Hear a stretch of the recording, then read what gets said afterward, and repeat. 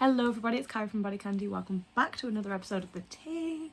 On today's episode of The Tea, we'll be speaking about piercing migration explained. In case you don't know what this is, we will be diving straight into this for you after you consider going and liking this video, subscribing to BodyCandy, and maybe even leaving a comment. So, have you heard the term piercing migration and wondered what it means?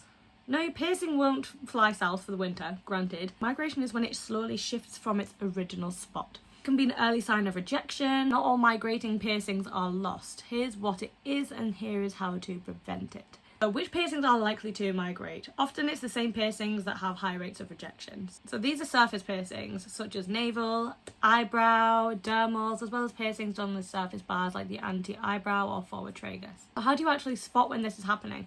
If a piercing is starting to reject, it might look like it's shifting or sitting a little bit higher than it did at first. One side may appear more buried than the other. Surrounding skin could look thinner or even a little bit shiny, as the area might feel sore or irritated.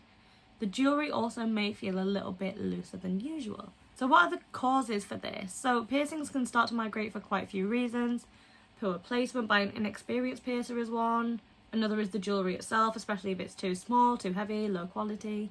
Trauma, like sleeping on it or snagging the piercing, can also cause movement. Sometimes your body just treats the jewellery as a foreign object and starts pushing it out, and there's nothing you can do about that. That's why going to a skilled, trustworthy piercer and using proper jewellery is so important, guys. I cannot stress that enough. How to make it stop? Probably not the answer you want to hear if you've landed on this video, but the best way to make it stop is to prevent it from starting. The best way you can do that is make sure your piercer is both experienced and trustworthy. We repeat this a lot because it is important.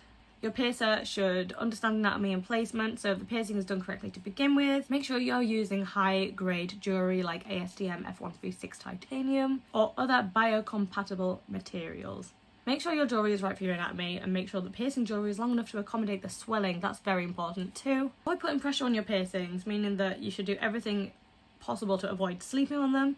If it's an ear piercing, consider using a traveller's neck pillow and sleep with your ear inside of the hole.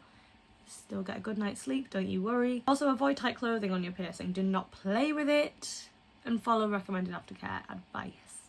Lastly, what do you do if it does happen? If you think your piercing's migrating, don't just ignore it and hope it'll get better on its own. The sooner you deal with it, the better. So see your trustworthy, experienced piercer as soon as possible for advice and potentially fresh jewellery. That could curb it. Your piercing may not be salvageable though. That is the unfortunate fact. In that case, removal is your only option. It's best to do it early because leaving it can lead to very noticeable scarring. After it is healed, you can consult your piercer whether or not you want to try again and get it re-pierced. But definitely make sure that, like we said before, you're going to a really reputable piercer. Their advice is so valuable. Thank you so much again for watching. If you did enjoy this video, please subscribe to BodyCandy. Perhaps even leave a comment and a like for us. It really helps us out. And I will see you on the next video. Thank you so much.